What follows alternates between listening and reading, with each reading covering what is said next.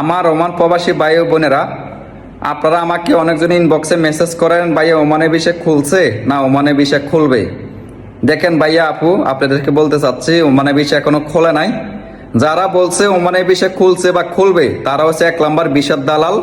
সে কি করবে, আপনাকে কল করে বলবো যে বিষয় খুলছে বা খুলবে, আমাকে 1 লাখ টাকা দিয়ে দাও বা 50,000 টাকা দিয়ে দাও। তখন ভাই দেখেন, আপনি টাকা দিলে কিন্তু বাজে যাবেন। সে আপনাকে টাকাও দিতে পারবে না, পরবর্তী সে বিষয় দিতে পারবে না। আর সে বিষয় দিবে কেমন করে, ওমানের বিষয়টা এখনো খোলা না ভাই। তো প্লিজ আপনাদের পাইসা ধরে আমি অনুরোধ করি, আপনারা কেউরে বিষয়ের জন্য টাকা দিবেন না, এখনো ওমানের বিষয় খোলা নাই। যখনই ওমানের বিষয় খুলবে, কেউ ভিডিও বানাক আর না বানাক, আমি ইনশাল্লাহ ভিডিও বানাবো। আপনারা আমার পাশে আছেন, পাশে থাকুন।